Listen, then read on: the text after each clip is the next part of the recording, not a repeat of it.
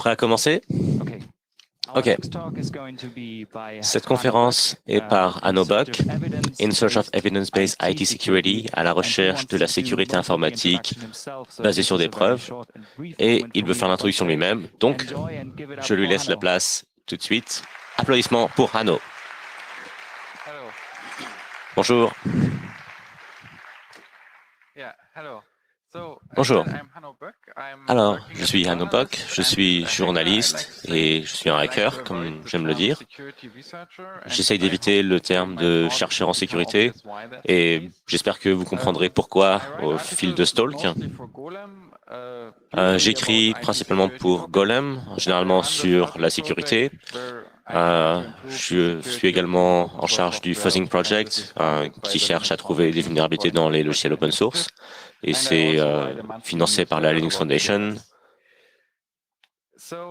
Alors, comme je travaille sur la sécurité, je vais souvent à des conférences sécurité, pas seulement des conférences comme celle-ci, mais aussi des conférences où il y a des zones pour des sponsors, où on essaye de vous vendre des produits de sécurité. Donc j'ai quelques photos, comme par exemple eux qui vendent des systèmes de défense nouvelle génération contre les attaques avancées, système d'intelligence artificielle de sécurité, ce système qui a pour slogan « Tout bouge dans le cloud, pourquoi pas votre sécurité ?» Et cette entreprise qui dit que c'est la seule qui vous garantit une protection contre le ransomware. Et moi, quand je vois ces trucs-là, je suis un petit peu sceptique. Je me dis que la plupart des mots qu'ils utilisent veulent pas dire grand-chose, que c'est un petit peu juste du blabla marketing. Je sais pas vraiment ce qu'ils font, ou alors si je sais ce qu'ils font, ça me semble pas très juste. Et je suis pas le seul à être sceptique de ces choses-là. Je sais pas si vous connaissez cette personne, c'est Tavisor Mendy, il travaille pour Google. Et il fait des recherches sur des systèmes de sécurité. Et ce qu'il a trouvé, c'est que pas mal de ces systèmes de sécurité sont pas vraiment sûrs. Donc il a compris que cet antivirus utilise des logiciels open source et que il l'utilise mal et que du coup il y a un buffer overflow dedans. Alors ça va plus vite, mais bon. Ou que Trend Micro, un autre antivirus, avait laissé un système de debug à distance qui tournait, ou que Palo Alto Network avait des vulnérabilités à cause d'un serveur web qui était plus supporté, ou il essayait de contacter un autre éditeur d'antivirus, mais il n'y arrivait pas alors qu'il cherchait à leur remonter des failles. Et du coup, on a des journaux qui titrent des choses comme ça, comme PC World, qui dit que vos antivirus peuvent peut-être mettre votre entreprise en danger, ou d'autres journaux qui disent que un des responsables de sécurité de Google pense que les antivirus ne valent pas grand-chose, ou ce développeur Chrome qui dit que les antivirus sont à la sécurité ce que l'homéopathie est à la médecine, ou cette personne qui travaille pour Firefox qui dit que les antivirus causent plein de problèmes de sécurité avec Firefox. Alors ça, c'est d'une enquête de Google où Google demandait à des utilisateurs et des experts en sécurité quelles étaient les pratiques les plus importantes en matière de sécurité. Et vous pouvez voir que les utilisateurs pensent que les antivirus sont la chose la plus importante, alors que les experts en sécurité pensent pas que c'est si important que ça, c'est même pas dans le top 5. Alors, ce qu'on peut en conclure, c'est qu'il y a pas vraiment de consensus entre les experts en sécurité et le public sur est-ce que les antivirus sont vraiment une bonne idée. Alors, comment est-ce qu'on peut savoir si ça marche en vrai? Et pour réfléchir sur ça, j'aimerais parler de quelque chose de complètement différent. Alors, l'industrie des antivirus aime utiliser des métaphores et des analogies du monde médical. On parle de virus, on parle de virus comme ce qui affecte les humains. Donc voici une autre forme d'antivirus, des pilules de vitamine C pour quelqu'un qui a un rhume, on éternue. Et la plupart des gens pensent que c'est une bonne idée, si on a un rhume, de prendre de la vitamine C. Alors, En vrai, c'est probablement pas si utile. Et comment est-ce qu'on sait ça? Évidemment, grâce à la science. On utilise la science pour déterminer si les choses marchent ou pas. Et pour la vitamine C, voilà un extrait d'une étude. La consommation régulière de vitamine C n'avait pas d'effet sur le rhume pour une population normale. Donc, si vous êtes un adulte normal et vous prenez de la vitamine C, vous avez les mêmes chances d'attraper un rhume que n'importe qui. Alors, il est possible que ça raccourcisse la durée du rhume un petit peu. Et si vous prenez de la vitamine C une seule fois, alors que vous avez déjà un rhume, ça n'a pas d'effet non plus. Donc, cette étude vient d'une organisation qui fait des méta-analyses. Mais cette organisation de la Collaboration est tenue en haut regard par le monde scientifique. Alors, si on veut savoir si un médicament ou des suppléments alimentaires, comme par exemple la vitamine C, si ça marche, on fait généralement des tests aléatoires contrôlés, randomized controlled trials. On prend un groupe de gens qui ont probablement une maladie donnée et on les sépare aléatoirement entre deux groupes. Il est très important que cette séparation soit aléatoire parce qu'on ne veut pas avoir un biais statistique qui fait qu'un groupe est peut-être plus malade que l'autre au début de l'enquête et ça ferait que nos résultats n'auraient pas la signification qu'on attend. Et une façon simple de faire ça, c'est tout simplement un des groupes reçoit le médicament, l'autre groupe reçoit un placebo.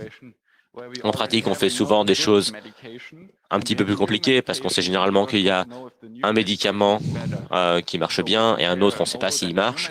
Du coup, on va comparer le nouveau médicament avec l'ancien.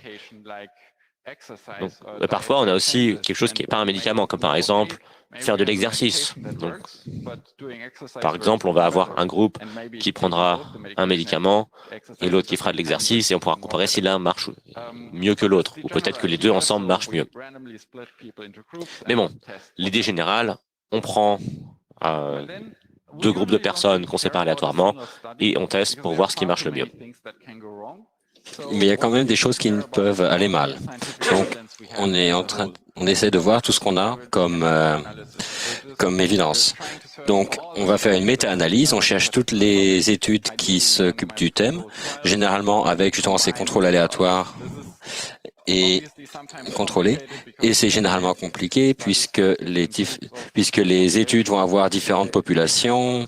Ça ne veut pas être simplement comparé, mais c'est l'idée. Donc, on prend plein d'études et on combine les résultats pour avoir des preuves. Donc, c'est ce qu'on appelle ça la médecine basée sur les preuves. Et on essaye de prendre des décisions sur des preuves. C'est pour ça qu'on utilise des méta-analyses. Oui, mais j'aimerais bien préciser qu'il ne faut pas non plus avoir une vue trop idéale de la science, puisqu'il y a beaucoup de problèmes.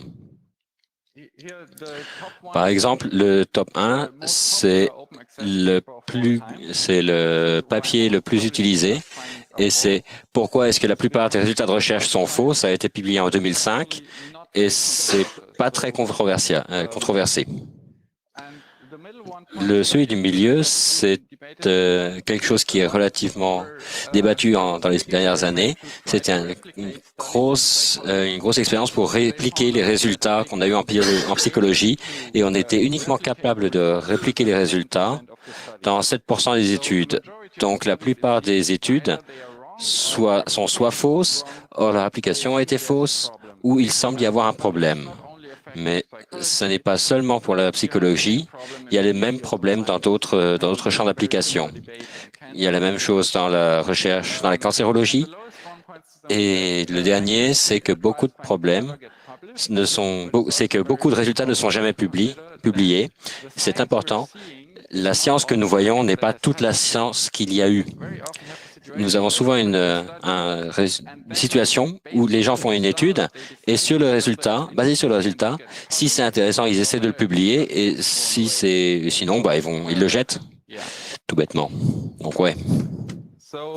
Donc, si vous voulez évaluer ce qui est de la bonne science, de la mauvaise science, il y a certaines choses auxquelles on peut regarder. Si on a un petit nombre de recherches, donc on a des études, on a essayé ça avec 10 personnes, et c'est pas forcément très signifiant. Statistiquement, c'est problématique.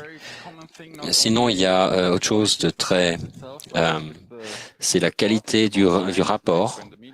Lorsque le média publie les résultats, c'est où une corrélation est publicité, comme il y avait une causalité. Et donc, on a propriété A, on a propriété B. On pourrait penser que A cause B, mais ça pourrait aussi être que B cause A. Ça pourrait être aussi que c'est un confounder, mais qu'il y a quelque chose qu'on ne connaît pas forcément, mais qui cause A et B. Donc, c'est généralement un problème dans les études où on utilise des données existantes pour essayer de trouver quelque chose dedans. C'est pour ça qu'on fait ces données de contrôle aléatoires où on peut, pour pouvoir exclure un autre facteur. Et sinon, nous avons une seule étude et pour la bonne science, on veut que ce soit, on peut pouvoir le répéter indépendamment. Sinon, nous avons encore le biais de publication. Nous ne voyons pas toutes les études qui sont faites et nous pouvons avoir une situation où les compagnies pharmaceutiques font un essai clinique, mais ça n'aide pas vraiment. Donc, ils ne publient pas leurs résultats. Et ils font un autre essai et ça a l'air d'aider et donc ils publient. Et si on voit que le positif et on ne voit pas les études négatives et on essaye de combiner les résultats pour les analyser, on va avoir un résultat qui est biaisé. Un autre problème, c'est outcome switching, c'est un petit peu partir à la pêche pour le résultat. On a récupéré des données, mais ça ne correspond pas à notre théorie. Donc, si j'utilise simplement une partie de mes données, je pourrais peut-être prouver quelque chose de similaire à ma théorie. Et si vous cherchez suffisamment longtemps, vous allez trouver quelque chose qui va ressembler à de la science. Donc, c'est pas généralement un problème de le faire, mais vous devriez être transparent. Si vous cherchez quelque chose et que plus tard vous cherchez autre chose, vous devriez au moins dire que vous avez fait ça. Idéalement, vous prendriez toutes les études qui sont basées sur les statistiques et les études empiriques et on veut les préenregistrer, c'est-à-dire qu'on publie avant de collecter les données. Qu'est-ce qu'on va faire? On va faire un contrôle, un essai clinique contrôlé. On met ça on enregistre ça, et si plus tard, si on change ce qui va être publié, les gens peuvent le voir et c'est transparent. En médecine, ça commence à arriver. C'est pas encore idéal. Il y a encore des problèmes, mais dans plein d'autres champs d'application, il y en a strictement aucune. Ça n'est pas fait. On va revenir du coup à la sécurité informatique. Alors voilà, ça c'est un slide qui est vide. C'est pas une erreur, c'est la liste complète de toutes les études aléatoires qui ont été faites sur des systèmes de sécurité avec la méthodologie dont on parlait. Le slide est noir. Alors, il y a des gens qui font des choses qui ressemblent un petit peu à des tests scientifiques avec des antivirus, mais la méthodologie qu'ils utilisent, à mon avis, a beaucoup de failles. Ce qu'ils font généralement, c'est qu'ils ont une collection de malware, de virus, qui est probablement représentative, on espère en tout cas, de ce qu'on trouve dans le monde réel. et ils le testent avec plusieurs antivirus. Alors ça a plusieurs problèmes. C'est pas parce qu'on détecte pas un virus qu'il aurait infecté l'utilisateur. Par exemple, un virus pourrait essayer d'utiliser une faille sur un navigateur, et si l'utilisateur n'utilise pas un navigateur vulnérable à ça, la détection n'est pas importante. Et on peut utiliser du coup d'autres choses que des antivirus. Par exemple, on peut utiliser des mises à jour régulières de ces logiciels.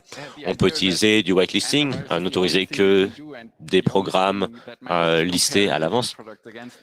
Donc ça, c'est pas de la science, c'est juste comparer des produits différents les uns avec les autres.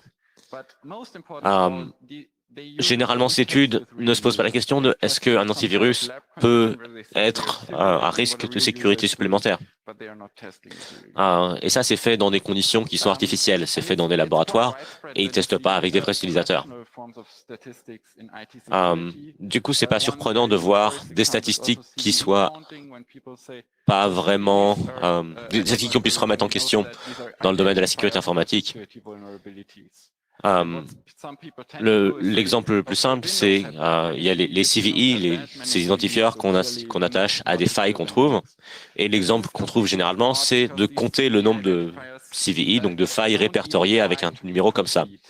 Et les gens vont dire, voilà, Windows en attend, et tel système en attend, tel système en attend. Alors, il faut savoir que même la personne qui a inventé les CVE pense qu'il ne faut pas utiliser ce genre de comptage. Alors, à mon avis, la sécurité informatique n'est pas basée sur des preuves scientifiques. Et c'est quelque chose qui m'embête un petit peu parce que je travaille sur la sécurité informatique et je suis quelqu'un qui pense de façon scientifique. Si quelqu'un me dit tel truc, c'est bon pour la santé, je vais demander est-ce qu'il y a une étude qui le prouve? Et s'il n'y en a pas, je ne le crois pas. Et c'est la même chose dans l'informatique. Si on me demande qu'est-ce qui marche pas, ma réponse c'est il n'y a pas encore vraiment de preuves. Alors, vous allez dire, mais il y a quand même plein de papiers de recherche et de conférences sur le domaine de la sécurité. Alors, voilà une liste des papiers les plus souvent cités, des papiers de recherche les plus souvent cités dans ce domaine. Et bon, déjà, il faut savoir que compter le nombre de citations des papiers, c'est aussi quelque chose sur lequel il y a pas mal de controverses.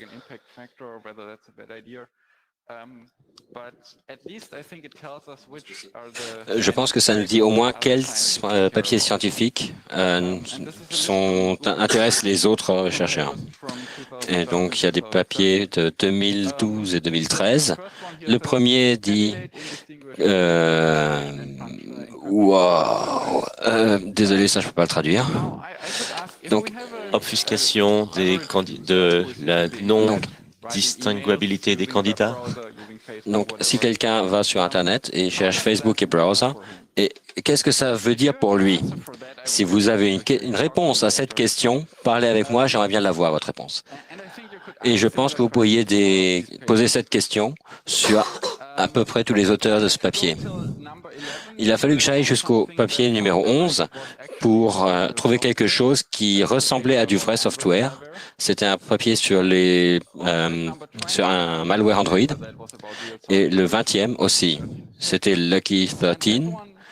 Et celui-ci, il m'a fait me poser des questions parce que c'est le genre de papier qui m'intéresse puisque je fais beaucoup de crypto. Et c'est une attaque sur la crypto. C'est une attaque de timing, de synchronisation, et c'est très difficile de le faire, de réussir à attaquer de cette façon. C'est tellement difficile que je suis quasiment certain qu'elle n'a jamais été utilisée dans la nature contre un utilisateur. Mais c'est le genre de papier qu'on trouve intéressant, puisqu'on dit ils ont été capables de faire cette attaque intéressante. C'est super. Il faut qu'on se demande comment est-ce qu'on fait l'informatique, comment est-ce qu'on fait la cryptographie. Et je suis très fier d'avoir trouvé une petite erreur dans ce papier. C'était pas très important. Mais oui. Donc, mais il y a, dans toute cette liste avec 26 papiers qui sont les plus cités, il n'y en avait pas un seul qui avait quoi que ce soit à voir avec des vrais utilisateurs. Donc, qui essaie de voir qu'est-ce qui se passe quand un vrai utilisateur utilise Internet, fait quelque chose avec la sécurité. Donc, il semble que l'utilisateur n'est pas quelque chose d'important pour les chercheurs en sécurité. Donc, mon impression, c'est que la plupart des recherches académiques est comparable à de la recherche de base. Donc, on va parler d'obfuscation. C'est que c'est quelque chose qui pourrait être intéressant pour certains produits dans le futur. Et c'est bien, c'est très bien. Mais on est en train de rater la recherche appliquée. Et si on regarde à la recherche la plus pratique, ce sont des problèmes, des sous-problèmes intéressants, mais pas les problèmes les plus intéressants. Oui, c'est OK, mais je pense qu'il y a une énorme ère de recherche qu'on est en train de rater. Donc, qu'est-ce qu'on pourrait faire? Si on disait on veut faire un contrôle aléatoire, donc chercher beaucoup d'utilisateurs et séparer-les en groupes. Et il y a certains groupes qui utilisent différents outils de sécurité. Certains utilisent des traitements alternatifs, comme par exemple utiliser des mises à jour régulières, l'application whitelistée. Donc, c'est probablement les alternatives les plus simples aux antivirus. Certains vont avoir un entraînement où on leur dit ne cliquez pas là-dessus. Je ne pense pas qu'entraîner les utilisateurs est une bonne stratégie, mais je pense qu'on va la tester quand même. On peut avoir un test placebo, juste fais ce que tu faisais avant. Et ensuite, on essaie de voir les incidents de sécurité. Ça peut être difficile de savoir ce qui a été un problème de sécurité et ce qui n'a pas été. Nous pouvons aussi essayer de mesurer quels ont été les effets de bord. Est-ce que ça a été plus lent? Est-ce que ça a été plus cher? Est-ce qu'il n'était plus disponible? Et après un certain temps, on va pouvoir comparer les résultats. J'ai discuté là-dessus avec beaucoup de gens, et la première chose, ça a été « Oui, mais c'est très difficile. » C'est la première réaction. « Oui, mais il y a ce problème, et ce problème, et ce problème. » Et oui, je suis d'accord, complètement. C'est très dur. La science est difficile. Ça ne veut pas dire qu'il ne faut pas le faire. Applaudissements dans la salle. Donc, quelques problèmes qu'on va avoir. La première chose, c'est l'éthique. Si vous donnez certains produits de sécurité à certains utilisateurs et pas à d'autres, est-ce que vous les mettez en danger? Oui, mais c'est très comparable avec la médecine. Si vous essayez un nouveau médicament, vous le donnez à certaines personnes et pas à d'autres. Donc, si ça pouvait aider, effectivement, ça pourrait ne pas les aider. Mais il est aussi possible que ce médicament ait un risque.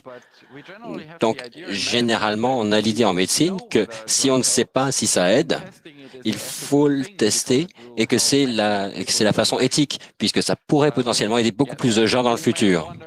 Donc, on peut se poser la question, comment est-ce qu'on mesure des incidents de sécurité? Il y a des fois où on ne sait même pas si c'était un hack. Est-ce que tu as été hacké? Est-ce que tu le sais? Est-ce que tu ne le sais pas? Donc, on va probablement avoir des résultats très différents selon que quelqu'un est affecté par les malwares Internet standards, ou est-ce que c'est une attaque ciblée par un professionnel, un attaquant professionnel? Et je dis pas que c'est facile. Je dis qu'il y a beaucoup de problèmes à résoudre. Et je pense que les applications de sécurité pour les antivirus, je pense qu'il y a aussi beaucoup de choses qu'on pourrait tester.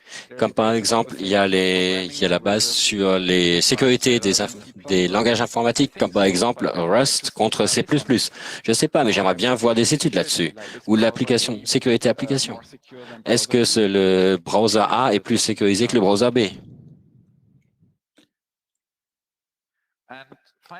Et finalement, un exemple qui est d'un côté bon et d'un autre côté mauvais, c'est le tweet du FDC, de la fédération, un organisme US, qui dit qui encouragez vos amis à changer vos mots de passe souvent. Alors, à un moment donné, ils se sont rendus compte qu'ils n'avaient aucune preuve scientifique qu'il fallait changer ces mots de passe régulièrement. Et ils se sont demandé, mais pourquoi est-ce qu'on recommande aux gens de faire ça? Et ils ont dit, ah, on le recommande parce que c'est ce qu'on fait nous, donc ça doit être une bonne idée.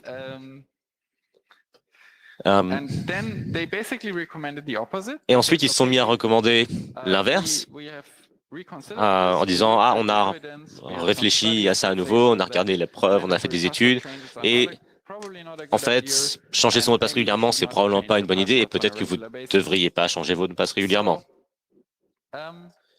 Alors, j'ai regardé aux études qui citaient sur ce sujet et j'étais pas vraiment convaincu. Je pense que la qualité de ces études n'était pas très bonne. La plupart étaient basées sur juste des observations. Il n'y avait pas d'intervention par les chercheurs sur les groupes étudiés. Ils avaient des données sur les mots de passe d'une entreprise qui, à un moment donné, avait une étude. Ils n'avaient pas de données d'entreprise qui, à un moment donné, avait cette. Ils avaient, pardon, des données d'entreprise qui, à un moment donné, avait une politique de changer le mot de passe, donc ils ne l'avaient plus. Ils avaient des données d'entreprise qui avaient changé la complexité requise des mots de passe, mais c'est à peu près tout ce qu'ils avaient. La plupart de ces études cherchent à mesurer la qualité de mots de passe par leur entropie, et c'est pas vraiment ça, si on y réfléchit, c'est pas vraiment à ça qu'on devrait s'intéresser. La question, c'est est-ce qu'on est hacké ou pas? L'entropie, c'est une façon mathématique de dire si oui ou non c'est peut-être un bon mot de passe. Mais il y a d'autres facteurs. Par exemple, si on réutilise un mot de passe, c'est aussi très mauvais. Il y a des utilisateurs qui utilisent le même mot de passe pour beaucoup de services différents et c'est une mauvaise idée. Donc, il y a un terme comme ça qui est en médecine, comment tu appellerais ça? Surrogate endpoint. Donc, la bonne chose là-dedans, c'est que le FTC, la Federal Trade Commission, a trouvé qu'ils n'avaient pas de preuves de leur recommandation. Mais, enfin, ils ont trouvé que les preuves, ils avaient des preuves que leur recommandation n'était pas bonne.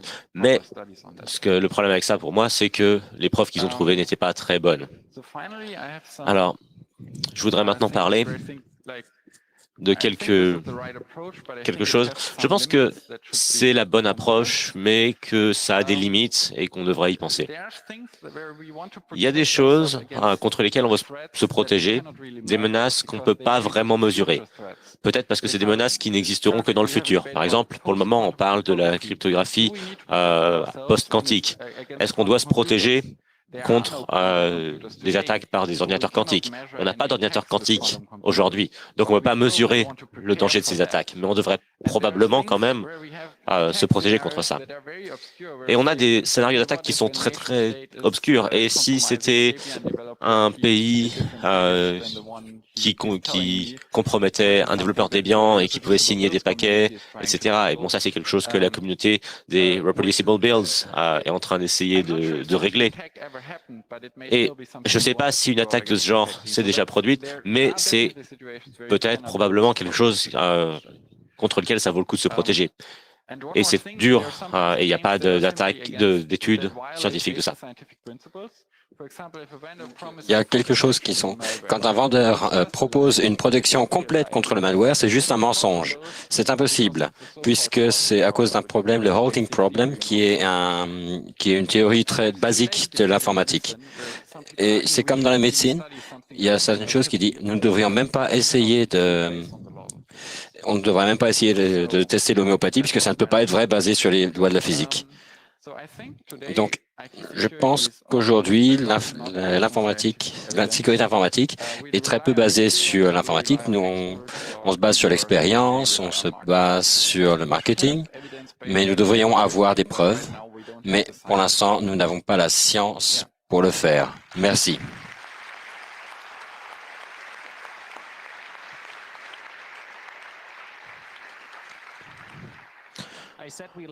Donc, j'ai dit qu'on ne va probablement pas avoir de questions, mais si quelqu'un peut être très rapide, on peut prendre une question. Oui, microphone 3. Si vous m'entendez, oui. Si vous avez généralement en médecine, tu fais une étude en double aveugle. Donc, ni la personne qui participe, ni le participant, ni l'expérimentateur ne sait qui prend la médecine, qui ne la prend pas. Est-ce que vous pensez que c'est quelque chose qu'on pourrait implémenter puisque les gens vont agir de façon différente s'ils prennent un placebo, s'ils prennent quelque chose ou pas? Donc, la question, est-ce qu'on peut le faire ou pas? Il y a des situations où on ne peut pas le faire. Si c'est quelque chose que l'utilisateur doit faire activement, mais si possible, oui, c'est beaucoup mieux. Malheureusement, nous n'avons plus de temps pour les questions, mais comme je disais, Hanno est prêt à répondre aux questions. Et voilà, merci. Donc,